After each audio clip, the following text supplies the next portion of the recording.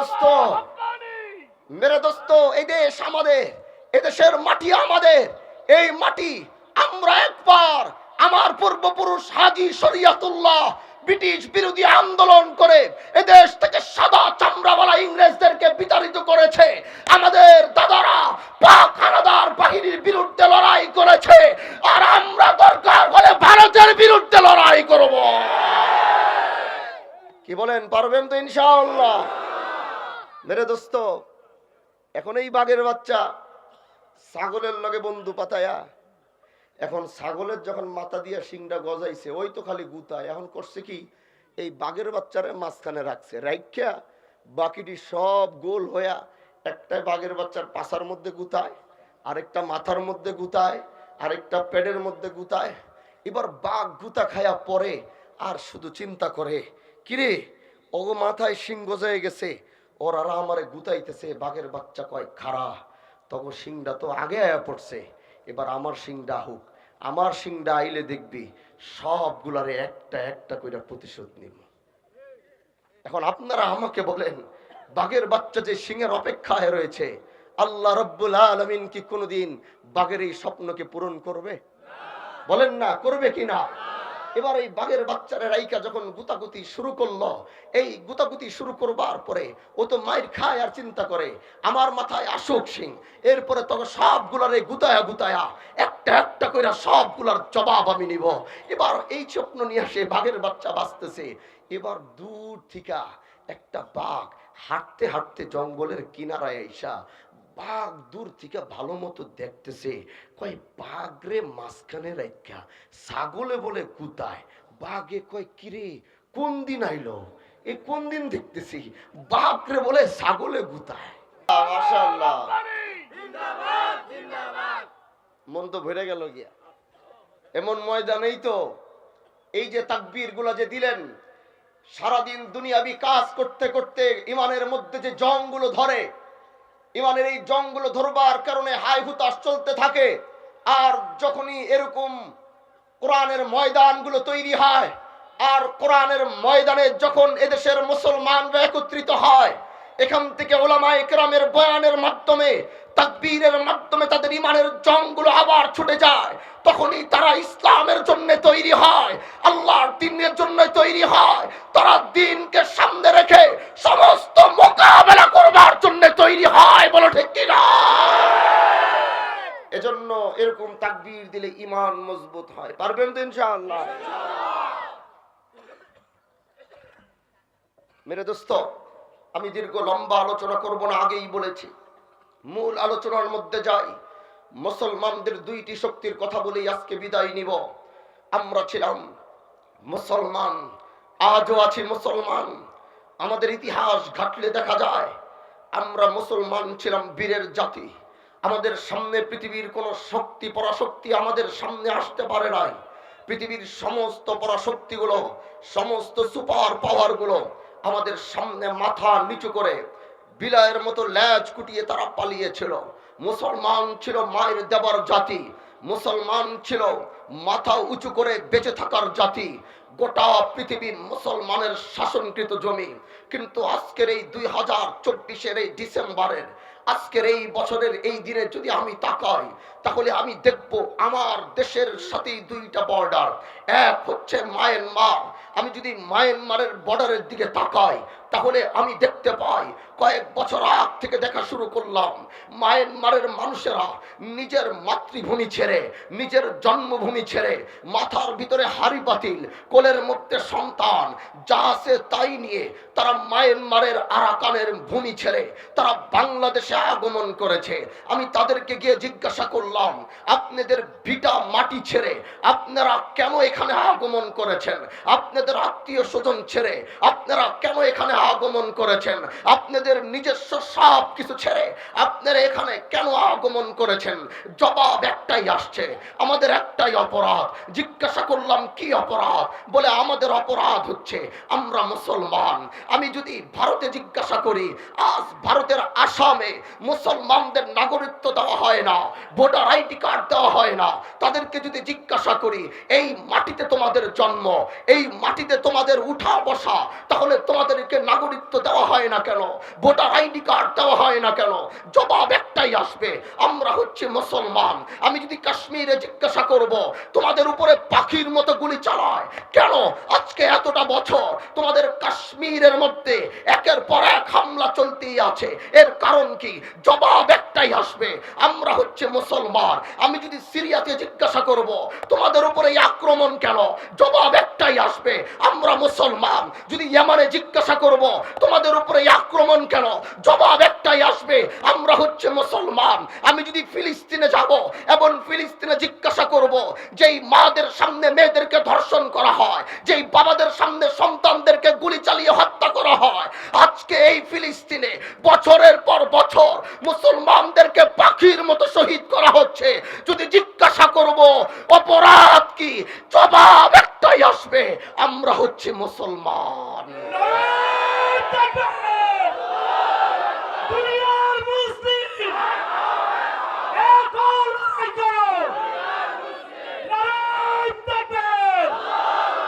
মেরে দোস্ত, মেরে আজিজ ও মেরে প্যারো, আমরা ছিলাম মায়ের দেওয়ার জাতি, আর আজ 2024-এ আমরা হয়ে গেছি মায়ের খাওয়ার জাতি।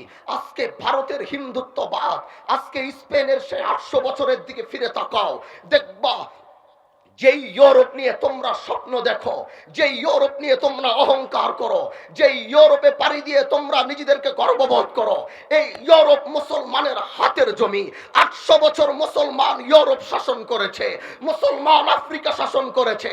আজকের যে হিন্দুস্তান আর যে হিন্দুত্ববাদ, আগামী বেশি দিন যাওয়ার দরকার নাই, 100 বছর পিছনে গিয়ে দেখো, আজকের হিন্দুস্তানের সমস্ত ক্ষমতার মালিক ছিল মুসলমানরা।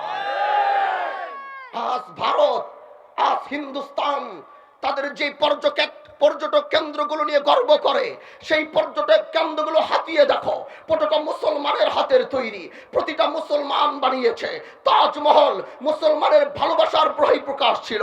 তাহলে আজকের এই দুনিয়ায়, তাহলে আমি তাকাইলে দেখি আজকের ভারত, আজকের হিন্দুস্তান, তারা মুসলমানদের মা বোনদের ইজ্জতকে লুণ্ঠন করা শুরু করেছে, মুসলমানদের মসজিদকে তারা ভেঙ্গে চুরমার করা শুরু করেছে। আজকের হিন্দুত্ববাদ তারা মাথা উঁচু করে দাঁড়িয়ে এটা বলতে চায়, আমরা বলে বাংলাদেশে, আমরা বলে হিন্দুদের অত্যাচার করি, কিন্তু ইতিহাস ঘেটে দেখো, বাংলার জমিনের স্বাধীনতার পরে কেউ দেখাইতে পারবে না কোন মুসলমান কোন মসজিদ কোন মন্দির ভেঙ্গে সেখানে মসজিদ তৈরি করেছে। এরকম ইতিহাস বাংলার 56,000 বর্গ মাইলে পাওয়া যাবে না। কিন্তু ভারতে যদি তাকাই, তাহলে দেখি আমার বাবরি মসজিদ ভেঙ্গে তারা রাম মন্দির তৈরি করেছে। তাহলে মুসলমান, আজ আমরা হয়ে গেলাম মায়ের খাওয়ার জাতি, আমরা হয়ে গেলাম বিলায়ের জাতি। কিন্তু এইভাবে চলবার কারণে মুসলমান তার আত্মসম্মান হারিয়েছে, মুসলমান তার গৌরব হারিয়েছে। এবার প্রশ্ন হলো, সেই গৌরবগুলো কি? আল্লাহর কোরআন থেকে 2টি শক্তির কথা বলেই তোমাদের কাছ থেকে বিদায় নিব। শুনতে রাজি আছেন তো ইনশাআল্লাহ? বলেন বলেন, আওয়াজ করে বলেন, শুনতে রাজি আছেন তো ইনশাআল্লাহ? আবার 2 হাত উঠিয়ে বলেন না আল্লাহু আকবার। মেরে দোস্ত, পারস্যের রাজা সেনা প্রধানকে ডাক দিয়ে জিজ্ঞাসা করে, আমাদের অস্ত্র বেশি, আমাদের জনবল বেশি, আমাদের ক্ষমতা বেশি, তারপরেও মুসলমানের সাথে লড়াই করে আমরা কেন পারি না? এটার সূত্রপাত কি? বন্ধু আমার, দিলটা লাগাইয়া, অন্তর লাগাইয়া কথাগুলো একটু শুনবার মতো আর একটু বুঝবার মতো চেষ্টা করবেন। আগেই বলেছিলাম লম্বা কথা বলবো না।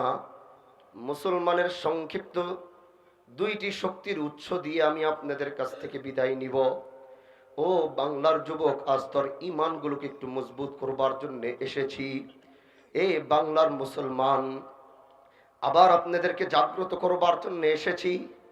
যে কোনো মুহূর্তে শুনবেন, আল্লাহর দিনকে হেফাজত করবার জন্যে সার্বভৌমত্ব রক্ষার জন্যে গোটা দেশ থেকে দেখবেন আন্দোলনের আওয়াজ আসবে, আল্লাহর দিনকে বিজয় করবার জন্য জিহাদের ডাক আসবে।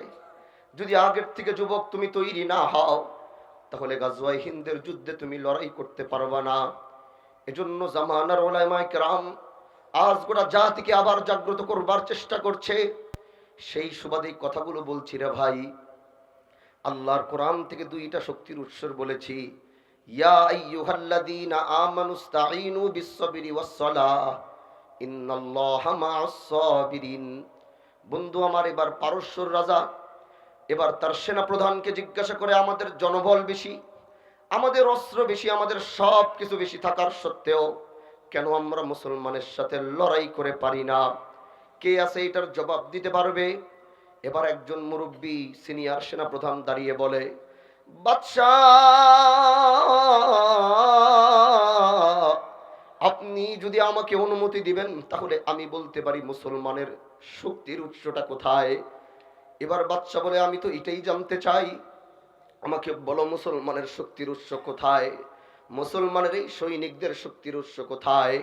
এবার সে বলা শুরু করলো, বাদশাহ তাহলে শোনেন, সকাল থেকে সন্ধ্যা পর্যন্ত আমরা যুদ্ধ করি এবং সন্ধ্যার সময় আমাদের যুদ্ধ বিরতি হয়, এবং সন্ধ্যার সময় আমাদের যুদ্ধ বিরতি হওয়ার সময় আমরা আমাদের তাঁবুর মধ্যে ফেরত আসি, মুসলমানের তাঁবুর মধ্যে ফেরত যায়। আমরা আমাদের তাঁবুর মধ্যে ফেরত আসবার পরে আমরা তাঁবু ফিরে আসার সাথে সাথেই আমাদের মধ্যে মদের আড্ডা শুরু হয়ে যায়, আমাদের মধ্যে জিনার আড্ডা শুরু হয়ে যায়। সারা রাত আমরা মদ আর জিনা নিয়ে সারা রাত আমরা পার করে দেই। সকালবেলা আবার ঘুমন্ত চোখ নিয়ে মুসলমানের বিরুদ্ধে আবার লড়াই করবার জন্য ময়দানে নামি, এবং আমরা যখন ময়দানে নামি তখন আমাদের ভিতরে এই চিন্তা থাকে, কোনোভাবেই মুসলমানের হাতে হত্যা হওয়া যাবে না, কোনোভাবেই মুসলমানের হাতে হত্যা হওয়া যাবে না। নিজের জানকে যেভাবে হোক বাঁচাইতে হবে, নিজের জানকে যেভাবে হোক বাঁচিয়ে বাড়িতে নিয়ে যেতে হবে। এমন চিন্তা করে আমরা সারাদিন মুসলমানের সাথে লড়াই করি। আর মুসলমানের সৈনিকরা তারাও যখন যুদ্ধবিরতি দিয়ে সন্ধ্যার সময় তারা যখন তাদের তাঁবুর মধ্যে ফেরত যায়, তারা তাদের তাঁবুর মধ্যে ফেরত যাবার পরে প্রতিটা মুসলমানের সন্তান রাতের খাবার, রাতের আহার গ্রহণ করে, এবং তারা আর দেরি করে না। সাথে সাথে মুসলমানের প্রতিটা সৈনিক ঘুমিয়ে পড়ে, এবং প্রতিটা মুসলমানের সৈনিক রাতের বেলা শেষ রাতে জাগ্রত হয়, এবং তারা জাগ্রত হবার পরে প্রত্যেকটা মুসলমানের সৈনিক ওযু করে, এবং তারা আল্লাহ রাব্বুল আলামিনের দরবারের সামনে দাঁড়ায়। আল্লাহর সামনে দাঁড়ায়া তারা নামাজ হালতের মধ্যে বাচ্চাদের মতো কান্নাকাটি করে, আর শেষ রাত তারা আল্লাহ রাব্বুল আলামিনের সামনে দাঁড়ায় সালাত আদায় করে, নামাজ আদায় করে। এবং তারা রাত্রেবেলা এমন ভাবে কান্নাকাটি করে, হঠাৎ করে যদি কোনো আননোন মানুষ, অপরিচিত মানুষ ওই তাঁবুর সামনে দিয়ে যায়, তাহলে তারা মনে করবে, হায় হায়, এই তাঁবুর মধ্যে মনে হয় কোনো ফকিরের দল, না হয় কোনো সন্ন্যাসীর দল থাকে, যারা জীবনে কান্নাকাটি করা ছাড়া আর কিছু জানে না।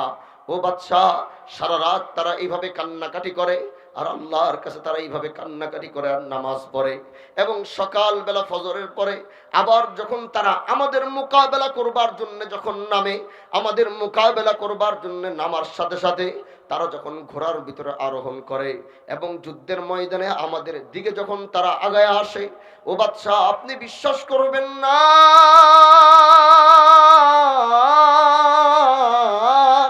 রাতের বেলা যে চোখগুলো এভাবে বাচ্চার মতো কান্নাকাটি করেছে, দিনের বেলা ঘোড়ার ভিতরে বসে আপনি যখন এই মুসলমানদের চোখগুলোর দিকে তাকাবেন, মুসলমানদের প্রতিটা সৈনিকের চোখে দিয়ে আপনি তাকালে মনে হবে প্রতিটা চোখ দিয়ে কেমন যেন আগুনের গোলা বের হইতেছে। শুধু তাই না, আমরা তো ওদের বিরুদ্ধে মোকাবেলা করি নিজের জানকে বাঁচাবার জন্য, আর মুসলমানের প্রতিটা সৈনিক যুদ্ধের ময়দানে আমাদের সাথে মোকাবেলা করতে নেমেই আল্লাহর আরশের দিকে তাকিয়ে তারা প্রথম একটা দোয়া করে, আল্লাহ তোমার রাহে শহীদ করে দাও, এই জীবন নিয়ে তাবুতে আর ফেরত যাইতে চাই না। আল্লাহ এই জীবন নিয়ে বাবার বুকে আর ফেরত যাইতে চাই না। আল্লাহ এই জীবন নিয়ে মার বুকে আর ফেরত যাইতে চাই না। আল্লাহ এই জীবন নিয়ে সন্তানের বুকে আর ফেরত যাইতে চাই না। আল্লাহ এই জীবন নিয়ে আর স্ত্রীর বুকে ফেরত যাইতে চাই না। তোমার রাহে নামছি তো নামছি আল্লাহ, তুমি চাইলে আমাদেরকে এদিকে শহীদ করতে পারো। আল্লাহ, তোমার রাহে তুমি আমাদেরকে শহীদ হওয়ার তৌফিক দাও। প্রতিটা মুসলমানের সৈনিকরা আমাদের বিরুদ্ধে যুদ্ধ করে মরার জন্যে, আর আমরা যুদ্ধ করি বাঁচার জন্যে। বাদশাহ, মুসলমানের এই দুইটা গুণ, এক হলো রাতের সেই কান্নাকাটি, আর দুই হলো বুক ভরাই শহীদি তামান্না নিয়ে মুসলমানরা যতদিন লড়াই করবে, গোটা পৃথিবীর যত সুপার পাওয়ার আছে সব যদি মুসলমানদের মোকাবেলার মধ্যে যদি লাগায়া দেওয়া হয়, তারপরেও এই দুইটা গুণ থাকা অবস্থায় গোটা পৃথিবীর শক্তি দিয়েও মুসলমানদের মোকাবেলা করা যাবে না। এবার বলেন রে ভাই, রাতের সেই শক্তি, আমরা আগেই বলেছি আমাদের শক্তি অস্ত্রের মধ্যে নয়, আমাদের শক্তি হচ্ছে রাতের জায়নামাজের মধ্যে। আমাদের শক্তি হচ্ছে রাতের বেলা আল্লাহর দরবারে চোখের পানি ফেলে ফেলে আমরা আমাদের শক্তিগুলো অর্জন করেছি। এটার মাধ্যমে মুসলমানদের বিপ্লব হয়েছে, এটার মাধ্যমে মুসলমানরা বিজয় করেছে। কিন্তু আজকে বলো, সেই রাতের শক্তি কয়জন যোগান দাও আমাকে বলো। ও দোস্ত, আমরা এতদিন চিন্তা করেছি, হায় হায় 16 বছরের এই অত্যাচার, 16 বছরের এই নিপীড়ন আমরা কিভাবে সহ্য করব। অনেক মানুষ তাকিয়ে বলেছে মরা না পর্যন্ত সম্ভব না। আর ছাত্র সমাজ নিজের জীবনকে বাজি রেখে তারা ময়দানে নেমে তারা দেশের জন্য, মানবতার জন্য লড়াই করেছে। কিন্তু তাদের পিছনে যে আরেক শক্তি ছিল, এই শক্তি দুনিয়ার মানুষ দেখে নাই। এবার জিজ্ঞাসা করবেন সেটা আবার কি শক্তি? সেটা ছিল ওলামায়ে কেরামের চোখের পানি। হাতের মধ্যে ঢেন্ডা বাড়ি দিয়া আলেমদেরকে বন্দী করে, আলেমদের পায়ের মধ্যে শিকল লাগিয়ে জাতির সামনে অপরাধী বানিয়ে আলেমদেরকে টানা হয়েছে, আলেমদেরকে এরকম ব্যবহার করেছে। যাও ওই যে জেল হাজত গুলার রুম গুলার মধ্যে ছিল, গিয়ে ওই রুমের মাটিকে জিজ্ঞাসা করো, এ মাটি তোর বুকে কত আলেমের কত লিটার চোখের পানি পড়েছে। তাহলে তুমি দেখতে পারবা তারা আলেমরা কি করেছে। আলেমরা জায়নামাজের শক্তি দিয়ে মোকাবেলা করেছে। মেরে দোস্ত, মেরে আজিজ, শেষ কথা বলে বিদায় নিব। একটি গল্প মনে পড়ে গেছে, বলবো কিনা বলেন? বলবো, শুনতে রাজি আছেন? বলেন না, শুনতে রাজি আছেন নাকি? তাহলে গল্পটি বলেই শেষ করবো। আগেই বলেছি আজকে বেশি লম্বা দীর্ঘ আলোচনা আমি করব না, শুধু আপনাদেরকে একটু ইসলামের জন্য একটু তৈরি করে রেখে যেতে চাই, আপনাদের মনোভাবগুলো আল্লাহর দিনের জন্য একটু তৈরি করতে চাই। এজন্য 2-4টি ছোটাফোটা কথা আপনাদের সামনে বলে বিদায় নিব। এক বাঘের বাচ্চা। কিসের বাচ্চা ভাই? বাঘের বাচ্চা জঙ্গলের ভিতর থেকে নিজের বাবা মাকে হারিয়ে একাকিত্বভাবে হাঁটাচলা করছে, আর চিন্তা করতেছে এখন আমি কার কাছে যাব, কোথায় যাব, কিভাবে যাব, বাঁচবো তো কিভাবে বাঁচবো। বাঘের বাচ্চা কান্দে আর ঘুরতে ঘুরতে হঠাৎ করে এই বাঘের বাচ্চার কিছু ছাগল ছানার সাথে পরিচয় হয়। দেখে এগুলা সব একসাথে খেলাধুলা করতেছে। বাঘের ছানাগুলা, এই ছাগলের বাচ্চাগুলা সব একসাথে খেলাধুলা করে। এবার বাঘের বাচ্চা চিন্তা করে, আচ্ছা ঠিক আছে, এখন আমার তো আর যাওয়ার কোনো জায়গা নাই, এবার অগলগে গিয়া বন্ধু পাতাই। এবার বাঘের বাচ্চা ইসা ছাগলের বাচ্চাগুলোকে বন্ধু পাতাইছে, এক লগেই থাকে, খেলে একসাথে। এবার ছাগলের বাচ্চাও যেখান থেকে দুধ খায়, ওই বাঘের বাচ্চাও ওই জায়গার থেকেই দুধ খায়। ছাগলের বাচ্চা যেখান থেকে পানি খায়, ওই বাঘের বাচ্চা ওইখান থেকে পানি খায়। এভাবে ছাগলের সাথেই তার উঠা বসা। আস্তে আস্তে ছাগলও বড় হয়, বাঘের বাচ্চাও বড় হয়। কিন্তু ছাগল যখন বড় হয় তখন দেখবেন আস্তে আস্তে কইরা ছাগলের মাথা দিয়া কি গজায়। আপনাদের এলাকায় মনে হয় গজায় না, ও আপনাদের এলাকায় আছে এটা গজায় না। তাহলে সব ছাগল একরকমই নাকি? তো এখন ছাগলের বাচ্চার যখন দেখবেন যে মাথা দিয়া শিংটা গজায়, তখন দেখবেন ছাগলের বাচ্চার শিংটা আওয়ার লগে লগে ও এবার গিয়া দেখবেন একবার ওই যে গাছরে গুতা দেয়, একবার গিয়া কুত্তারে গুতা দেয়, আরেকবার গিয়া কোনো মুরব্বী হাইটা বাজার লয়ে যেতে কথা নাই বার্তা পিছন দিয়ে ঠাস করে একটা গুতা দিয়ে দিছে। ছাগলের অভ্যাসই হইল এরকম। এবার ছাগলের এই অভ্যাসের লগে 3টা অভ্যাস মিলছে। এক হইল ছাগল, যেটার মাথার ভিতরে এই শিং গজাইলে এটা খালি গুতাগুতি করে। আরেক পদের ব্যাং আছে, পানি পাইলে লাফালাফি করে। আর আমগো দেশে কিছু ছ্যাচ্চর পাতি নেতা আছে, এগুলা ক্ষমতা পাইলে ক্ষমতার অপব্যবহার করে। আপনাদের এলাকায় আসেনি এরকম? আমি তো মনে করছি এলাকায় নাই। ওই এলাকায় এরকম পাতি নেতা আছে নাকি? বেশি। এখন জ্বালা যন্ত্রণায় থাকা যায় না। ওই ব্যাঙের পানি পাইলে যেমন লাফায় আর শিং পাইলে যেমন গুতায়, আর এদেশে কিছু ছাচ্চর পাতি নেতা ফকিরনি, একদম ফকিরনি, রাস্তার হঠাৎ করে একটু ক্ষমতা মানে একটু টাচ পায়া গেছে, ওরে বাবা, এর জ্বালা যন্ত্রণা এলাকার আর কেউ থাকতেই পারে না। ওই দিন এখন আর নাই, ওই দিন আর সামনে আসতে দেওয়া যাবে না। বলেন বলেন বলেন না, বলেন না। এখন আগামীর বাংলাদেশে কোনো অন্যায় অবিচার হতে দেওয়া যাবে না। আগামীর বাংলাদেশ হবে ইসলামের বাংলাদেশ, আগামীর বাংলাদেশ হবে কোরআনের বাংলাদেশ।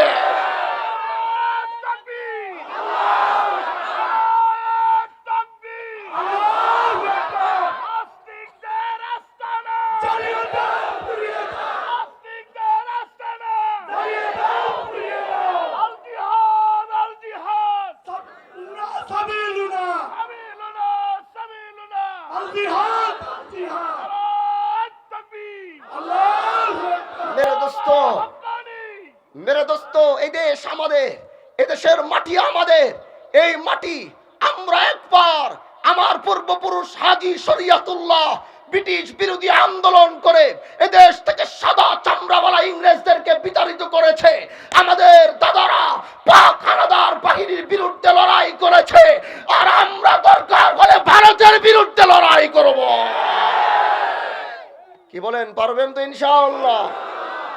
মেরে দোস্ত, এখন এই বাঘের বাচ্চা ছাগলের লগে বন্ধু পাতায়া, এখন ছাগলের যখন মাথা দিয়া শিংটা গজাইছে, ওই তো খালি গুতায়। এখন করছে কি, এই বাঘের বাচ্চারে মাঝখানে রাখছে, রাইখা বাকিটি সব গোল হইয়া একটা বাঘের বাচ্চার পাছার মধ্যে গুতায়, আরেকটা মাথার মধ্যে গুতায়, আরেকটা পেটের মধ্যে গুতায়। এবার বাঘ গুতা খায়া পরে আর শুধু চিন্তা করে, কিরে ও মাথায় শিং গজায় গেছে, ওরা আমারে গুতাইতেছে। বাঘের বাচ্চা কয়, খারা, তখন শিংটা তো আগে আয়া পড়ছে, এবার আমার শিংটা হোক, আমার শিংটা আইলে দেখবি সবগুলারে একটা একটা করে প্রতিশোধ নিব। এখন আপনারা আমাকে বলেন, বাঘের বাচ্চা যে সিংহের অপেক্ষায় রয়েছে, আল্লাহ রাব্বুল আলামিন কি কোনোদিন বাঘের এই স্বপ্নকে পূরণ করবে? বলেন না, করবে কিনা? এবার এই বাঘের বাচ্চারা রাইকা যখন গুতাগুতি শুরু করলো, এই গুতাগুতি শুরু করবার পরে ও তো মাইর খায় আর চিন্তা করে আমার মাথায় আসুক সিং, এরপরে তখন সবগুলারে গুতায়া গুতায়া একটা একটা করে সবগুলার জবাব আমি নিব। এবার এই স্বপ্ন নিয়ে আসে বাঘের বাচ্চা বাঁচতেছে। এবার দূর থেকে একটা বাঘ হাঁটতে হাঁটতে জঙ্গলের কিনারায় আইসা বাঘ দূর থেকে ভালো মতো দেখতেছে, কয় বাঘ রে মাঝখানে রাখা ছাগলে বলে গুতায়। বাঘে কয়, কিরে কোন দিন আইলো, এ কোন দিন দেখতেছি বাঘ রে বলে ছাগলে গুতায়, কোন দিন দেখতেছি। বাঘ চিন্তা করে, আমি কি ঠিক আছি না আমার মাথা মুথা ঘুরাইতেছে, আসলে সত্যি দেখি না মিশা দেখি। এবার বাঘও চিন্তা করে পায় না। বাঘ চিন্তা করে যে ছাগলে বাঘরে গুতাবে, এই দিন তো এত তাড়াতাড়ি আসার কথা না। বাঘ এটা দেখবার পরে বাঘের গেছে মাথা খারাপ হইয়া। এবার বাঘ চিন্তা করে, আজকে ছাগল শিকার করবার জন্যে, আজকে ছাগল শিকার করবার জন্যে না, বাঘ জঙ্গলের কিনারায় দাঁড়িয়ে এমন একটি হুঙ্কার দিয়েছে, বাঘের হুঙ্কারের কারণে আসমান আর বাতাস থরথর করে কাঁপে, পাহাড় পর্বত থরথর করে কাঁপে। বাঘের এই হুঙ্কার ছিল ছাগল শিকার করবার জন্য নয়, বাঘের আজকের এই হুঙ্কার ছিল নিজের স্বজাতির ইজ্জত রক্ষা করবার জন্য। হুঙ্কারটা দিতে দেরি, ছাগলের বাচ্চাগুলো সব দিছে দৌড়। এবার ছাগলের বাচ্চা যখন দিছে দৌড়, এবার দেখে ছাগলের বাচ্চার লগে বাঘের বাচ্চাও দৌড়ায়। এবার বাঘের মাথা তো কাজ করে না, কয় কিরে ছাগল পালাবে, কারণ বাঘের হুঙ্কার শুনবার পরে, বাঘের গর্জন শুনবার পরে কোন ছাগল তার আপন শক্তিতে দাঁড়ায় থাকবে, কোন ছাগলের বুকের মধ্যেই পাঠা এখনো হয় নাই। তাহলে ছাগল দৌড়াবে, এটাই স্বাভাবিক, কিন্তু বাঘ দৌড়ায় কেন? ওই দৌড়ায়া গিয়া পিছন দিয়া বাঘের খাটটা কামড়ায় ধরে কয়, দাঁড়া। দাঁড়াইছে, কয় বুঝলাম ওরা দৌড় দিছে, তুই দৌড়াস কেন? কয় ও মা, হেতেরা ভয় পাইছে, আমিও ভয় পাইছি, দৌড় দিছে, আমারও ডর লাগছে, এর লেগে আমিও দৌড় দিছি। ভাগে বড় চিন্তায় পড়ে গেছে, ওরা কোন রোগে পাইলো, এরা রোগটা পাইলো কোন রোগ, এই রোগ তো ঠিক করতে হবে। বাঘ এবার চিন্তা করো ট্রিটমেন্টটা কেমনে করা যায়। পাশেই দেখে একটা খাল। এবার বাঘ কয়, তোর ট্রিটমেন্ট করবো, তার আগে তুই গিয়া ওই খালের থেকে আগে একটু পানি খায়। কয় না, আমি যাব না। কয় কেন? কয় আমার ডর লাগে। সারা জীবন পানি খাইছে চুঙ্গার মধ্যে ছাগলের সাথে থাইকা। ছাগল কি খাল আর বিলে গিয়ে পানি খায়? ছাগল পানি খায় চুঙ্গার মধ্যে, বোতলের মধ্যে, আগার মধ্যে, বাচ্চাদের ফিটারের মতো করে পানি খায়। আর বাঘ তো খাল বিল থেকে পানি খাওয়ার অভ্যস্ত, কিন্তু ছাগলের সাথে সাথে পানি খাওয়া শিখছে চুঙ্গার থেকে। এখন গিয়ে খালের মধ্যে আর বিলের মধ্যে পানি খাওয়ার সেই সাহস নাই। বাঘ কয় যা বেটা, একদম ঘাট বটকায় ফেলাম। ডরায় গেছে গেছে বহুত সাহস কইরা নিচে নামছে, ঘাটের থেকে পানি খাইবো। এবার ঘাটের থেকে পানি খাওয়ার জন্য যখন একটু আগায়া পানিটা খাইতে গিয়ে দৌড় দিয়ে লাভ দিয়ে পিছনে আয়া, এবার তাকায় তাকায় কয় কিরে বাবা, হে তো ওই দিকে দাঁড়ায় রয়েছে, পানির তল দিয়ে আবার কোনটা এলো, পানির তল দিয়ে আবার কোনটা আইছে। আবার পিছনে তাকায় দেখে না, হে তো অনেক খাড়াই রয়েছে। আবার গেছে গিয়া আবার পানিটা সাহস করে খাইতে গিয়া ওইটা আবার দৌড় দেয়। কয় আরে বাবা, হে তো পিছনে খাড়াই রয়েছে, পানির তল দিয়ে হের মতো আবার কোনটা হে। কয় না, আমি খাম না, পানি খা। এই সাহস কইরা এবার চিন্তা করে দূর যা হওয়ার হইব। এবার গিয়া আস্তে কইরা দাঁড়ায়া এবার পানিটার দিকে তাকায়া এবার মাথাটার একটু নাড়ে, দেখে ওইখান থেকে মাথাটা নড়ে। আবার ডাইনে লয়, দেখে ডান হয়, সোজা করে সোজা, বেকা করে বেকা। এবার দেখে কিরে, হায় রে, আমার চেহারা দেখি উস্তাদের লগে মিলতেছে, ব্যাপার কি। এবার এটা যখন ও বুঝে গেছে, এখন পানিটা খায়া এখন সে বড় ভাব ধরে হাঁটে। পিছন দিঘা বাগে ডাক দেয়, কিরে কি ব্যাপার, তোর হাঁটার স্টাইল দেখি পাল্টে গেছে। কথা কয় না, ও ভাব ধরে হাইটে যেতেছে।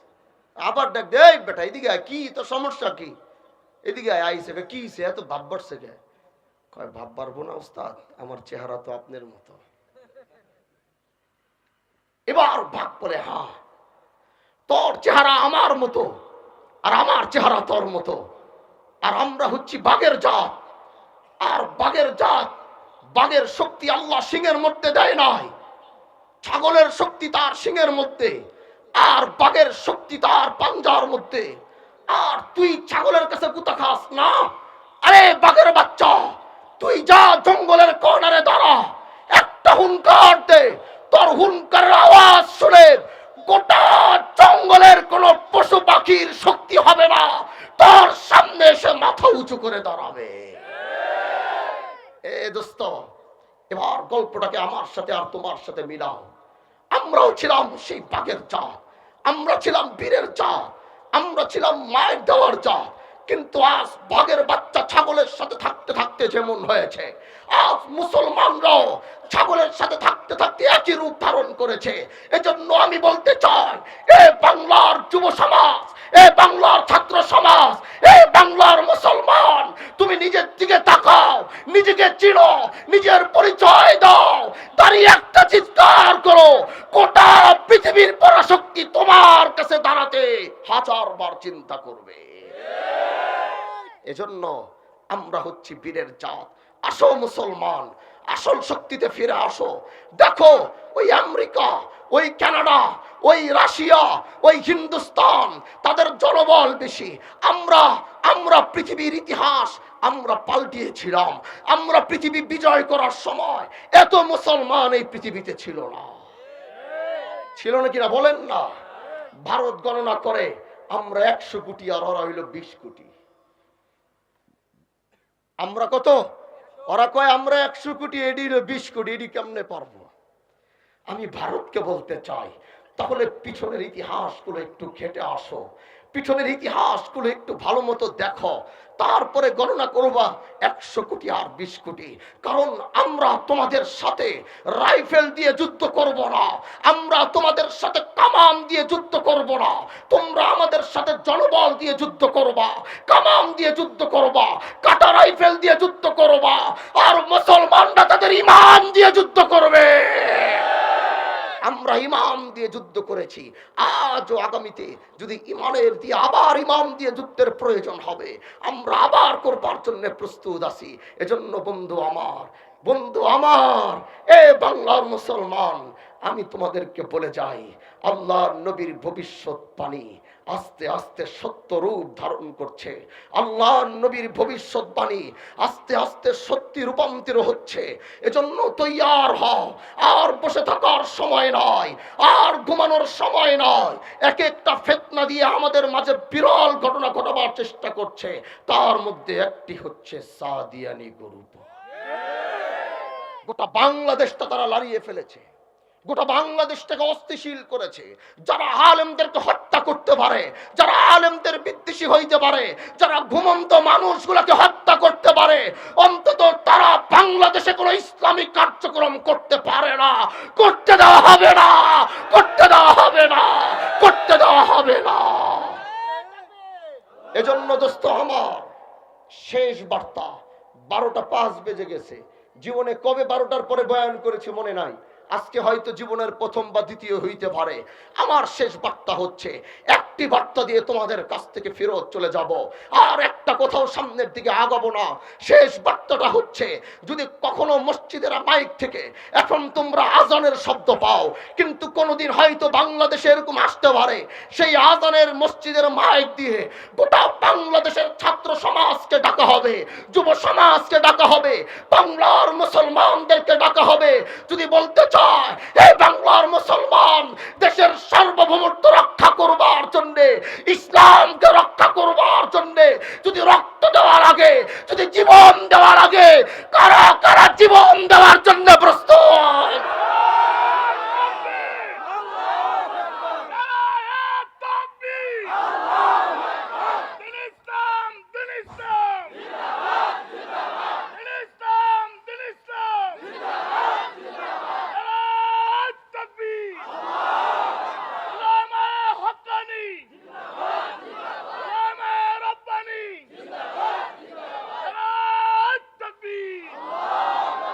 পারবো তো ইনশাআল্লাহ।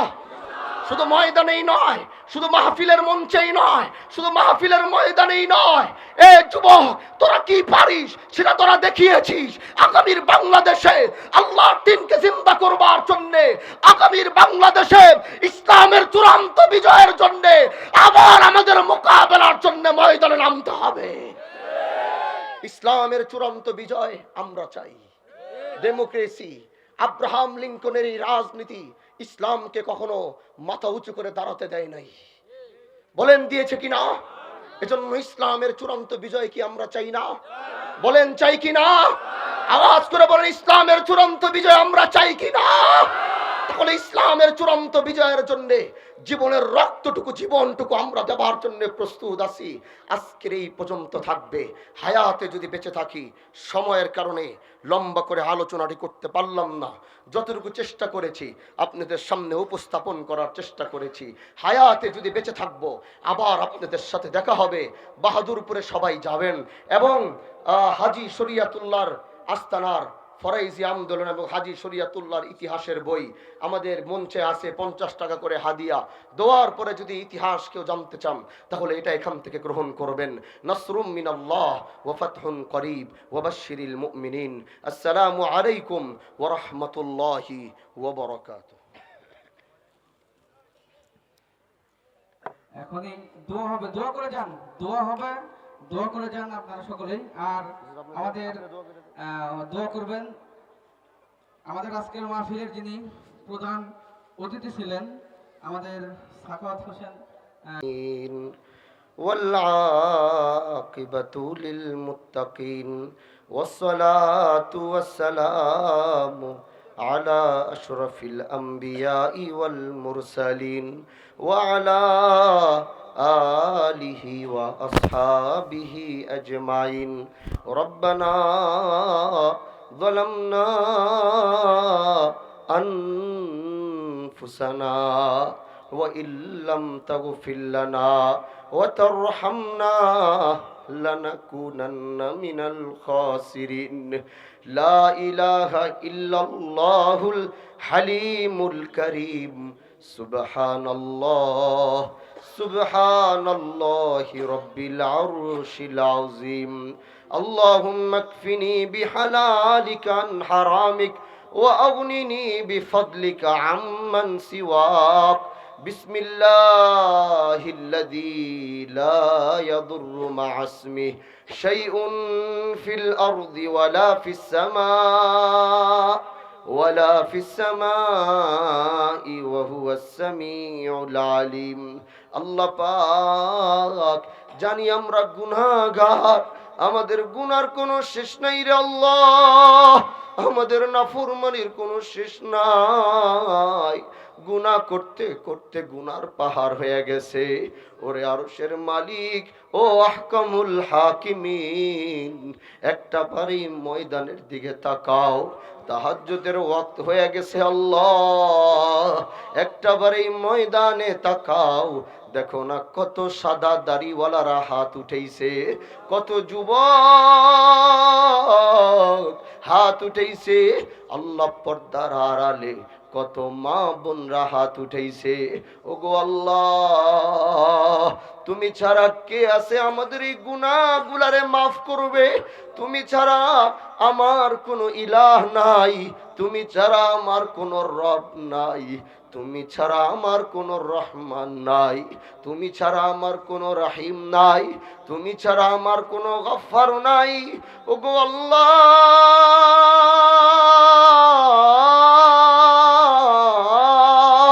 একটা বার তোমার রহমতের নজর দিয়া তাকাও।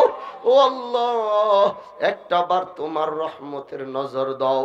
কারণ আল্লাহ, তোমার রহমতের নজর যদি এই গুনাহগার গুলার উপরে পড়বে, আমাদের গুনাহগুলা পুরিয়া সারখার হয়ে যাবে। আল্লাহ মাওলায়ে মাদ্রাসাকে কবুল করে নাও। আজ যারা হাফেজা হয়েছে আল্লাহ ওদেরকে কবুল করে নাও, ওদের বাবাদেরকে কবুল করে নাও। আল্লাহ, এই ময়দানে আমার সাথে অনেকে হাত উঠিয়েছে, এর মধ্যে অনেকের বাবা আছে, অনেকের বাবা নাই, অনেকের মা আছে আল্লাহ, অনেকের মা নাই। দুনিয়াতে যার বাবা নাই,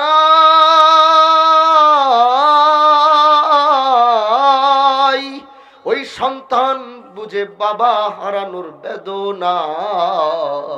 কারণ আল্লাহ জানি বাবা কি জিনিস মওলা। কোনদিন বাবাদেরকে দেখি নাই নতুন একটা পাঞ্জাবি কিনা পড়তে, কোনদিন বাবাদেরকে দেখি নাই জুতা ছিঁড়া গেলে মুচির কাছে সেলাই কইরা নিয়ে আসছে, কিন্তু নতুন জুতা কিনতে দেখি নাই। কিন্তু আল্লাহ, আমাদের কাপড় নতুন পুরান হইতে দেরি হইছে, আমাদের নতুন কাপড় আনতে বাবারা দেরি করে নাই। আমাদের জুতা পুরান হইতে দেরি হইছে, আমাদের বাবারা জুতা আনতে দেরি করে নাই।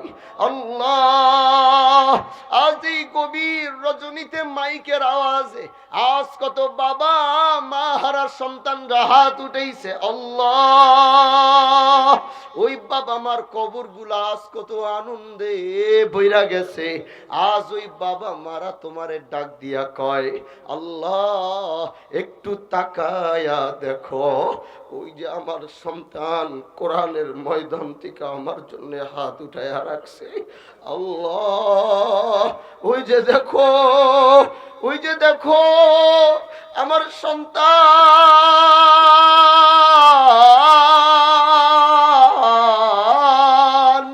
মাহফিলের ওই কলারে বৈশা বৈশা বাবা আর মার জন্য কেমনে চোখের পানি ফালায়। ও গো আল্লাহ, ও আল্লাহ, একটা বাড়ি ময়দানের এতিম সন্তানগুলার দিকে তাকাও। আল্লাহ দেখো না ওদের চোখের পানি দেখা তোমার মায়া লাগে কিনা। আল্লাহ ওদের অন্তরের অবস্থাগুলা দেখো, ভাইগা চুরমার হয়ে গেছে। আল্লাহ, আমার ইউনুস ভাই তার বাবা সহ তার জন্য দোয়া চাইছে। আর সবার নামই এলাকার আমি জানি না।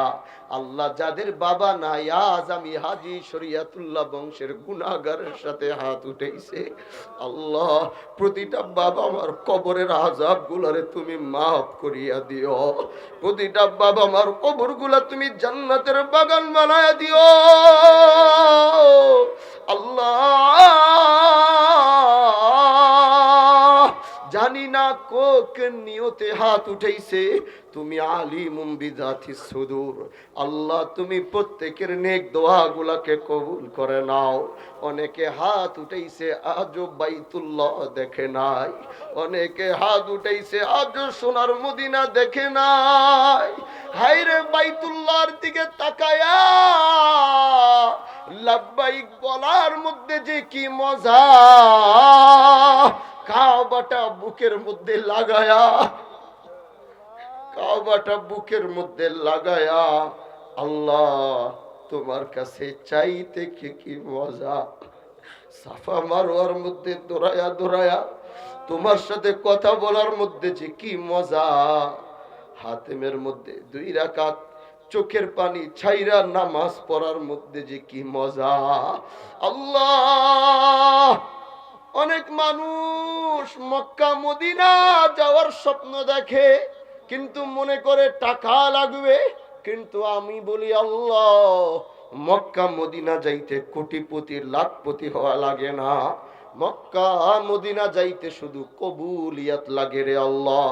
আমি একদিন বাসার থেকে বের হই, আমার বাসার দারোয়ান আমার গাড়ির সামনে এসে বলে হুজুর জানালাটা নামান। নামাইলাম, বলে আমার জন্য একটু দোয়া কইরেন, আগামী পরশু আমি আল্লাহর ঘরের উদ্দেশ্যে রওনা হইতেছি। তখন আমি চিন্তা করলাম আল্লাহ 7,000 টাকা বেতন, পরিবারের মধ্যে ছেলে মেয়ে, কত বড় সংসার, কিন্তু বাইতুল্লাহর দিকে রওনা হয়ে যাইতেছে। তার মানে ওই দিন আরো কনফার্ম হইলাম আল্লাহ তোমার ঘরে যাওয়ার জন্য টাকা লাগে না। সোনার ওই মদিনার সামনে রসুলের রওজাটা চোখের সামনে দেখা নবীরে ডাক দিয়া আসসালামু আলাইকা ইয়া রাসূলুল্লাহ, আসসালামু আলাইকা ইয়া হাবিবাল্লাহ, আসসালামু আলাইকা ইয়া রাহমাতাল লিল আলামিন বলার মধ্যে যে কত মজা। আল্লাহ আজ আমি এই গুনাহগারের সাথে অনেকে হাত উঠেছে মাওলা। কাফনের কাপড়ও সাদা, ইহরামের কাপড়ও সাদা, কাফনের কাপড়ও সাদা, ইহরামের কাপড়ও সাদা। এক কাপড় পরায়া দেয় আরেক কাপড় পরা লাগে। আল্লাহ বাজারে আমার ইহরামের কাপড় আইছে না কাফনের কাপড় আইছে জানি না, তোমার কাছে 2 হাত উঠায় ফরিয়াদ করি যারা আজও বাইতুল্লাহ দেখে নাই, আল্লাহ ওই কাফনের কাপড়টা পরার আগে একটা বার ইহরামের কাপড়টা পরার তৌফিক দাও। খুদায়া মে হাজির, মে হাজির খুদায়া, खुदाया मैं हाजिर खुदाया, तेरे घी करम से तेरे दर पे आया, खुदाया मैं हाजिर खुदाया। सुबहाना रब्बिका रब्बिल इज्जति अम्मा यसिफून व सलामुन अलल मुरसलीन वल्हम्दुलिल्लाहि रब्बिल आलमीन।